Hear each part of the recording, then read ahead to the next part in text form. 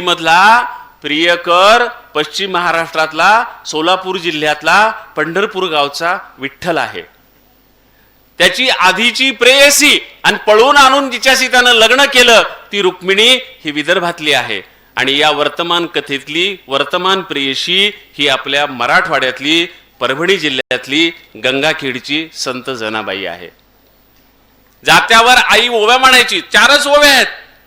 विठ्ठलाचे पाय रुक्मिण मर्जी ती लोण्यानं, खरं सांगा मही आन जना तुमची हो कोण। त्या 16 सहस्र नारींच्या मधून माझ्याकडे तुम्हाला डुंकून पाहायला वेळ मिळेना म्हणून मी रुसून येऊन इथं दिंडीर वनात बसले। त्या 16 सहस्र बायका सोडून तुम्ही माझ्या पाठीमागे इथं आलात, मला आश्वासन दिलं राजकीय नेत्यासारखं की आता इथून पुढे मी कोण्याही बाईकडे ढुंकून पाहणार नाही। पण गेल्या काही दिवसापासून तुमचं चलिन तर बिघडलेलं दिसायले। बाजारातून तुम्ही साड्यांचा ढीग आणता, माझ्या समोर टाकता, चांगली साडी पाहून उचलली की तुम्ही म्हणता तुझ्यासाठी नाही आणली, कुणासाठी म्हणलं की जनीसाठी आणली म्हणता। मी पुरणाच्या पोळ्यांचा स्वयंपाक करते, माझा डोळा चुकवून 2 पुरणाच्या पोळ्या तुम्ही शेल्यात बांधून ठेवता, तुमची चोरी पकडून ही कुणासाठी म्हटलं की तुम्ही जनीसाठी म्हणता। ही कोण आली जनी माझ्या संसारात विष कालवायला। विठ्ठलाचे पाय रुक्मिण मर्जी ती लोण्यानं, खरं सांगा मही आन जना तुमची हो कोण।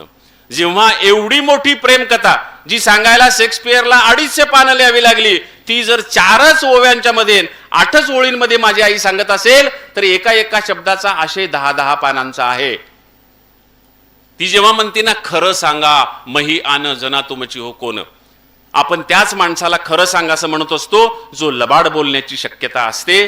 म्हणून ती विठ्ठलाला तिला माहिती आहे की हा लबाड बोलतो, त्यामुळे खरं सांगा म्हणते। याला खरं सांग म्हणलं तरी हा खरं सांगणार नाही याची तिला खात्री असल्यामुळं ती म्हणते मही आन, खरं सांगा मही आन, माझी शपथ आहे तुम्हाला खोटं बोलू नका, खरं सांगा मही आन जना तुमची हो कोण। आणि अंधारात चोर पकडावा तशी एकदा हा देव पकडल्या रुक्मिणीनं आणि मग कानपटल्यासारखा देव आपली सपादनी करण्याचा प्रयत्न करतो। तो म्हणतो विठ्ठल म्हणितो रुक्मिणी नको राग धरू, आपुल्या आसऱ्याला जनी सुखाचं पाखरू।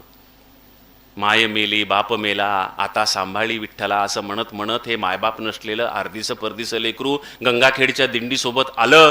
त्या लोकांनी याला कोणीच सांभाळत नाही गावात म्हणून झोपलेला असताना वाळवंटात सोडून ती दिंडी पण गंगाखेडला परत गेली आणि नामदेवाच्या बापानं दामा शेट्टीनं हे आक्रोश करणारं लेकरू पाहिलं, उचलून आणलं, त्याला जीव लावला आणि त्याला घरचं समजलं, त्याला आता आपलाही लळा लागला। अशा त्या लेकराविषयी तू असा काय संशय घेतेस। विठ्ठल म्हणितो रुक्मिणी नको राग धरू, आपुल्या आसऱ्याला जनी सुखाचं पाखरू। रुक्मिणीला राग येतो कारण देवाला माहिती आहे की ही रागावणार। ती म्हणते याला खरं बोल म्हणलं बोलला नाही, माझी आण घातली तरी खरं बोलला नाही। चिडली रुक्मिणी। रुक्मिणी म्हणते देवा तुम्हा लाज थोडी, काही लाज वाटते का तुम्हाला?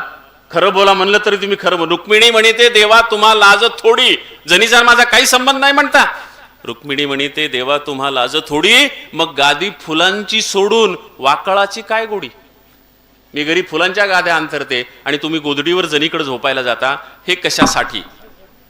देव म्हणतो ए बाई तू लईच बोलायली म्हणला। रुक्मिणीला म्हणला विठ्ठल तू लई बोलायली म्हणला।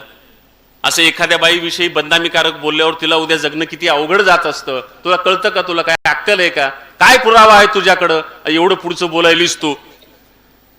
आणि मग शेवटची ओवी माझ्या आईनं सांगितली। रुक्मिणीनं विठ्ठलाला पुरावा दिला, ती ओवी संपली, ती लव्ह स्टोरी संपली आणि ती कहाणी पण संपली। शेवटची ओवी माझी आई म्हणाली रुक्मिणी म्हणितो देवा तुमचा येता राग। काय रे देवा, वकिली पॉइंट काढायला काय?